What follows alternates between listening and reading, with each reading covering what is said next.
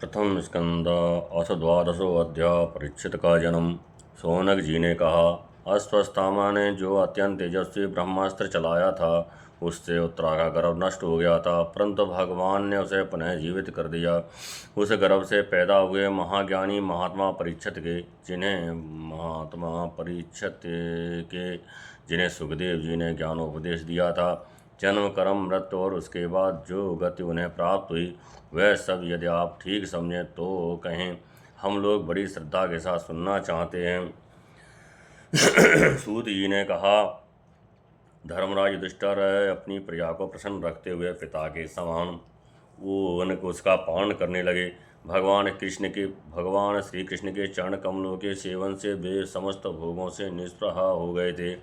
शौनकादि ऋषियों, उनके पास अतुल संपत्ति, उन्होंने बड़े बड़े यज्ञ किए थे तथा उनके फलस्वरूप श्रेष्ठ लोकों का अधिकार प्राप्त किया था।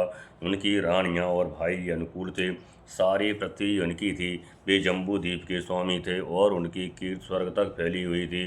उनके पास भोगों की ऐसी सामग्री थी जिसके लिए देवता लोग भी लालायित रहते थे, परंतु जैसे भूखे मनुष्य को भोजन के अतिरिक्त दूसरे पदार्थ नहीं सुहाते, वैसे ही उन्हें भगवान के सिवा दूसरी कोई वस्तु सुख नहीं देती।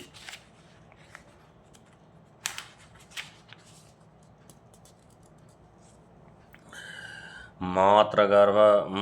शौनक जी, उत्तरा के गर्भ में स्थित हुए वीर शिशु परीक्षित जब अश्वत्थामा के ब्रह्मास्त्र के तेज से जलने लगा तब उसने देखा कि उसकी आंखों के सामने एक ज्योतिर्मय पुरुष है। वह देखने में तो अंगूठी भर का है, परंतु उसका स्वरूप बहुत ही निर्मल है। अत्यंत सुंदर श्याम शरीर है, बिजली के समान चमकता हुआ पीताम्बर धारण किए हुए है, सिर पर सोने का मुकुट झिलमिला रहा है। उस निर्विकार पुरुष के बड़ी ही सुंदर लंबी लंबी चार भुजाएं हैं, कानों में तपाए हुए स्वर्ण के सुंदर कुंडल हैं, आँखों में लालिमा है।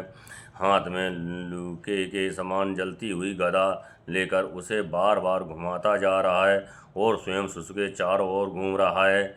जैसे सूर्य अपनी किरणों से कोहरे को भगा देते हैं, वैसे ही वह उस गदा के द्वारा ब्रह्मास्त्र के तेज को शांत करता जा रहा था।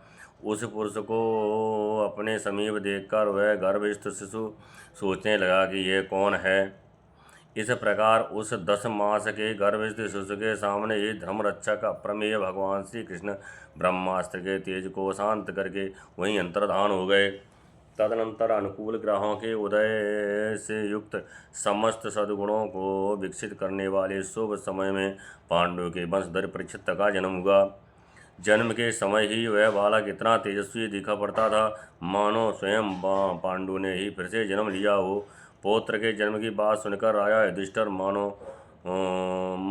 मन में बहुत प्रसन्न हुए। उन्होंने धौम्य, कृपाचार्य आदि ब्राह्मणों से मंगल वाचन और जात कर्म संस्कार करवाए। महाराज युधिष्ठिर ने दान के योग्य समय को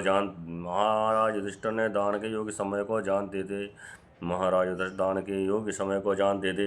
उन्होंने प्रजा तीर्थ नामक काल में अर्थात नाल काटने के पहले ब्राह्मणों को सुवर्ण गोएं, पृथ्वी, गांव, उत्तम जात के हाथी घोड़े, उत्तम अन्न का दान दिया। नाल छेदन से पहले सूतक नहीं होता है, जैसे कहा है, यावनम छिद्यते नालम तवाप्नोति सूतकम छिन्नै नाले तथा पश्चात सूतकम तो विधीयते। इसी समय को प्रजा तीर्थ काल कहते हैं। इस समय जो दान दिया जाता है वह अक्षय होता है।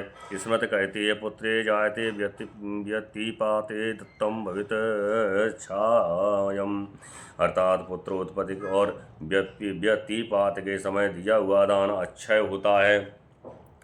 ब्राह्मणों ने संतुष्ट होकर अत्यंत विनयी युधिष्ठिर से कहा, पुरुष वंश शिरोमणे, काल की दुर्निवार गति से ये पवित्र पुरुवंश मिटना ही चाहता था, परंतु तुम लोगों पर कृपा करने के लिए भगवान विष्णु ने ये बालक देकर इसकी रक्षा कर दी, इसलिए इसका नाम विष्णुरात होगा। निसंदेह ये बालक संसार में बड़ा यशस्वी भगवान का परम भक्त और महापुरुष होगा।